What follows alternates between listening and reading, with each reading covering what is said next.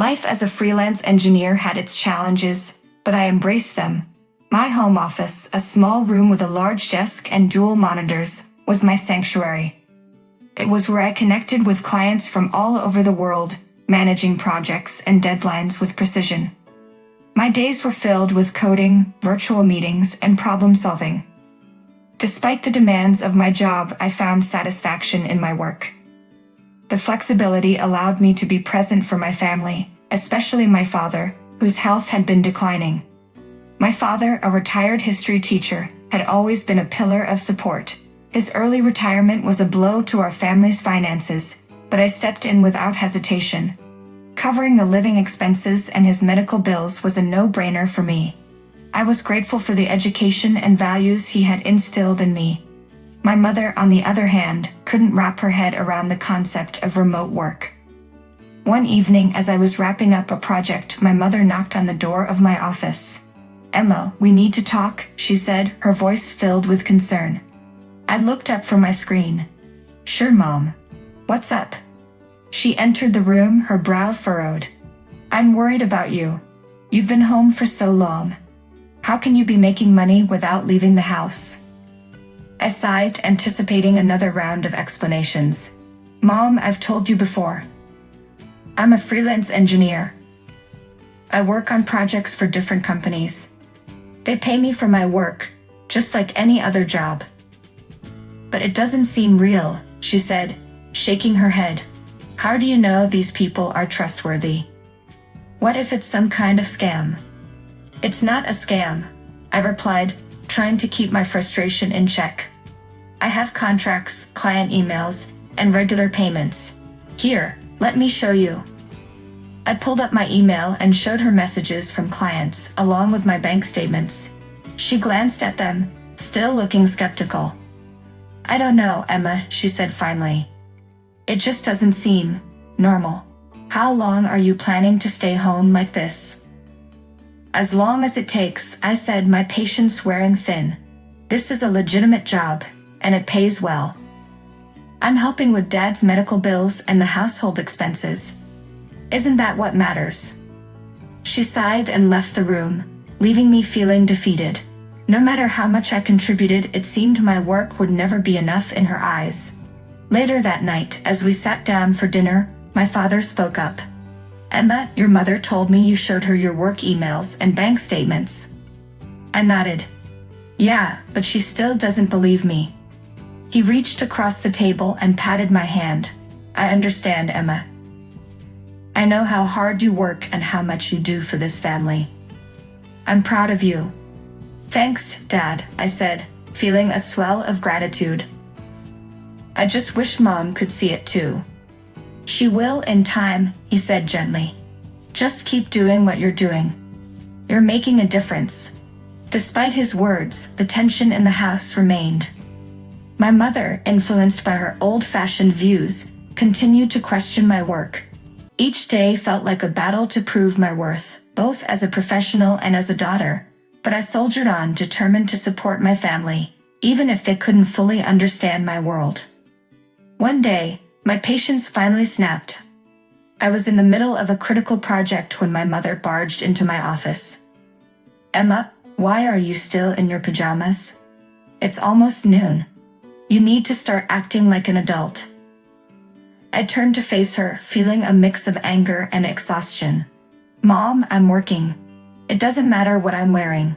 What matters is that I'm getting the job done and bringing in money to support this family." "But it looks unprofessional," she insisted. "What if someone sees you like this?" "No one is going to see me, Mom. My clients don't care what I wear as long as I deliver results. Please, just let me work." She huffed and left the room, leaving me to grapple with the frustration of her misunderstanding. My father tried to mediate, but it was clear that the rift between my mother and me was growing. Every day was a struggle to balance my work with her expectations, and I wondered how long I could keep it up. Despite the challenges, I remained committed to my work and my family. I knew that my contributions were vital, even if they weren't always recognized. And so I continued to navigate the delicate balance of financial support and familial misunderstanding, hoping that one day my efforts would be truly appreciated. The strain between my mother and me was palpable, but things took a turn for the worse when my brother, George, and his wife, Amanda, moved in. It was sudden and unexpected, as most family upheavals tend to be. One evening I came home from a walk to find them in the living room, suitcases and boxes scattered around. My mother was bustling about, making space for them, her face a mask of anxious hospitality. "What's going on?" I asked, taking in the scene. George looked up, his expression a mix of wariness and determination. "Mom invited us to stay. She thought it might be tough for you to handle things alone while Dad's in the hospital." I glanced at my mother, but she avoided eye contact. This was clearly her idea, and she hadn't even discussed it with me. I felt a twinge of betrayal but held my tongue. "Okay, well, welcome," I said, forcing a smile. "Just let me know if you need anything." As days turned into weeks, it became clear that their presence was more of a burden than a help. George, who had lost his job before moving back home, was always around, filling the house with his restless energy. Amanda, who worked part-time, seemed to take it upon herself to critique everything I did. "Emma, why are you still in your pajamas?" Amanda would ask, echoing my mother's complaints. "It's unprofessional." "I work from home," I explained for what felt like the 100th time. "What I wear doesn't matter as long as I get the work done." "Well, it doesn't look like you're doing much," she retorted, glancing at my computer screen. "Maybe you should try to contribute more around the house." It wasn't just her words, it was the condescending tone that grated on me. Every meal I prepared, every task I completed, was met with criticism. "Is this all you made for breakfast?" Amanda asked one morning, looking disdainfully at the spread of scrambled eggs, toast, and sausages. "This isn't enough," George chimed in, his face a picture of disappointment. "I'm doing the best I can," I snapped, my patience wearing thin. "If you want something different, you're welcome to make it yourself." Their constant demands and lack of appreciation wore me down. My mother, influenced by their negativity, became increasingly critical. It felt like a conspiracy of disapproval, with me as the target. One evening, after a particularly rough day, I decided to confront my mother. I found her in the kitchen preparing dinner. "Mom, we need to talk," I said, trying to keep my voice steady. She looked up, her face lined with worry. "What is it, Emma?"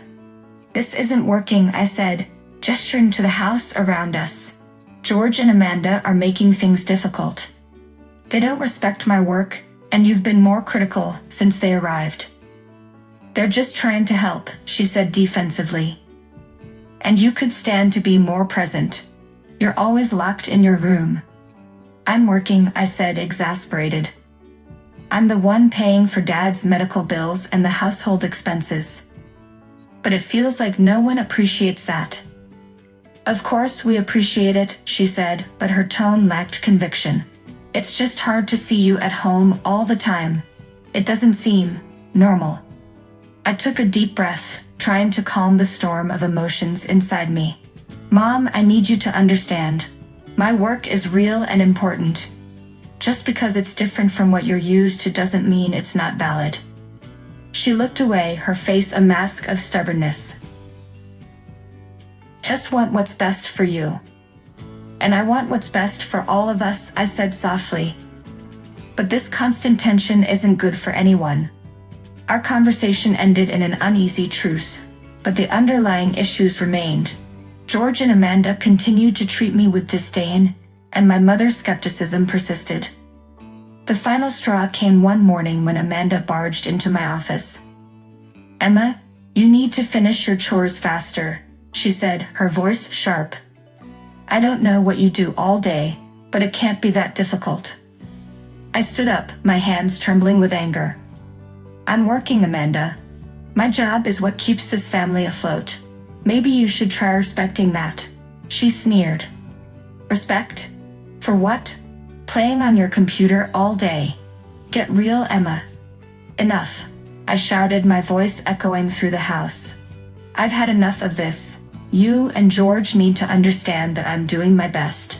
If you can't appreciate that, then maybe you should find somewhere else to live." The silence that followed was deafening.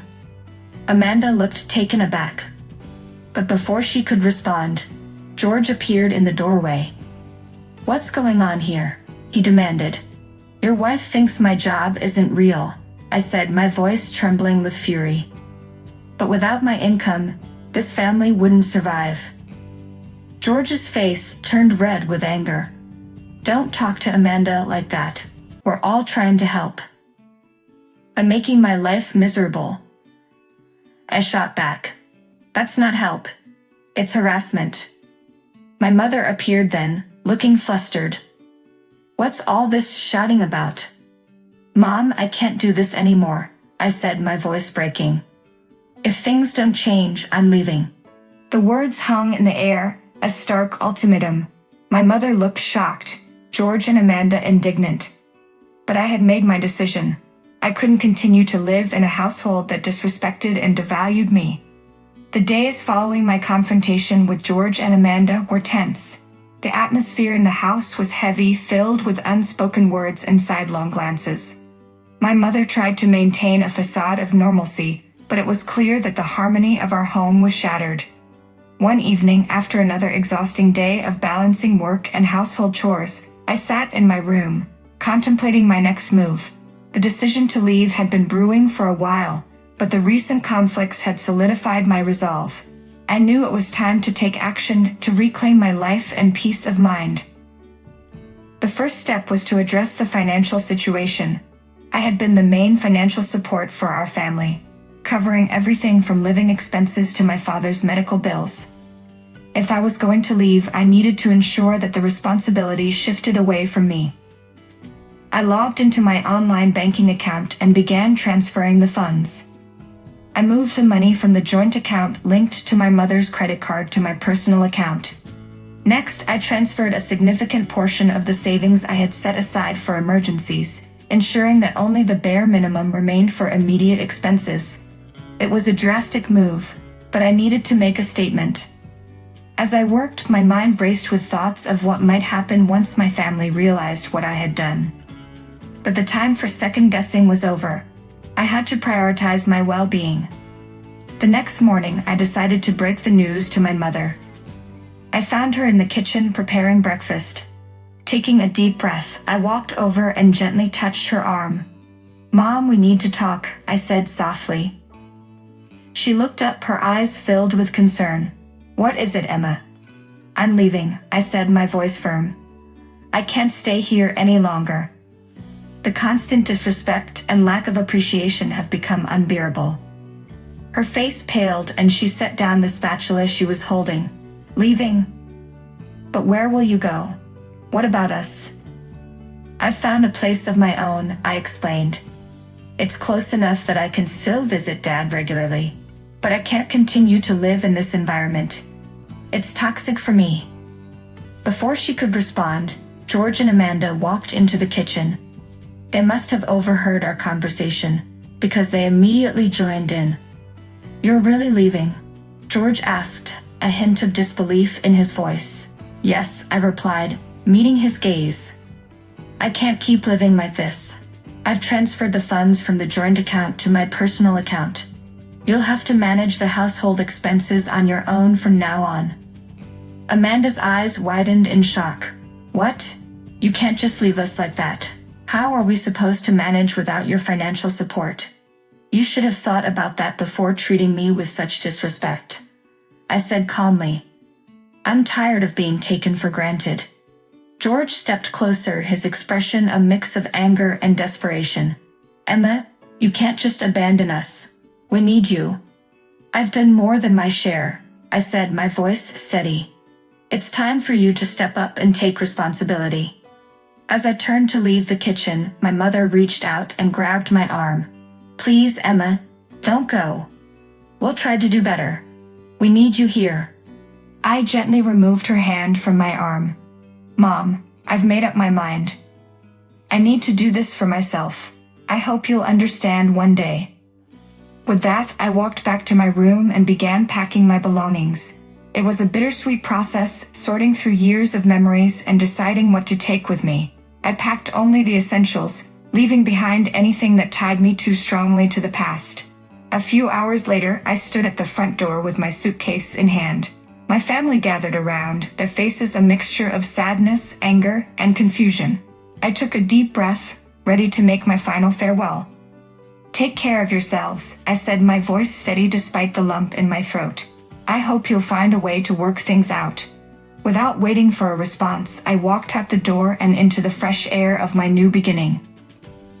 The weight that had been pressing down on me for so long began to lift, and for the first time in years I felt a sense of freedom. As I drove to my new apartment, my phone buzzed with a message from my father. I pulled over and read his words. "Dad, Emma, I'm proud of you for standing up for yourself. Visit me when you can. Love, Dad." I smiled, feeling a renewed sense of purpose. The road ahead was uncertain, but I knew that I was finally on the path to finding my own happiness. And that was worth everything. Leaving the house that day was a momentous decision, but the consequences of my departure were far-reaching and immediate. In the days that followed, the weight of the household's financial burden fell squarely on George and Amanda. I heard from mutual friends and occasional family updates how they struggled to adapt to the new reality. Without my steady financial support, the cracks in their facade quickly became apparent. George, who had been unemployed and relying on our parents' home as a safety net, was now thrust into a position where he had to find work urgently. Amanda, who worked part-time, suddenly found herself responsible for a larger share of the expenses. One evening, about a week after I moved out, I received a frantic call from George. I debated whether to answer but eventually picked up. "Emma, it's George," he began, his voice strained. "We need to talk." I sighed, leaning back in my chair. "What is it, George?" "We're really struggling here," he admitted, his bravado noticeably absent. "Mom's been spending like nothing's changed, and we can't keep up with the bills. The credit card was declined at the grocery store today." Felt a pang of sympathy, but remained firm. "George, I warned you about this. I can't keep bailing everyone out. You and Amanda need to figure this out." "But you can't just leave us like this," he pleaded. "Amanda and we need help." "What about Mom? She's not coping well with everything." "She wasn't coping well even when I was there," I pointed out. "Maybe now she'll realize the importance of managing her spending. You all need to step up." There was a long silence before he finally spoke again. "I got fired from my job before we moved back home," he confessed. "I thought I could get another one quickly, but it hasn't been that easy. And now with everything going on, it feels impossible." Took a deep breath, feeling a mix of frustration and pity. "George, I understand things are tough, but you need to take responsibility. I can't keep enabling this behavior. You need to find a way to make it work." "Emma, please," he whispered, his voice breaking. "Just a little help. Just until we get back on our feet." "I can't, George," I said firmly. "You need to learn to manage on your own. This is your wake-up call. Good luck." I hung up, feeling a mix of emotions. Part of me wanted to rush in and save them, but I knew I had made the right decision. They needed to face the consequences of their actions and learn to stand on their own. Days turned into weeks, and the updates from home painted a grim picture.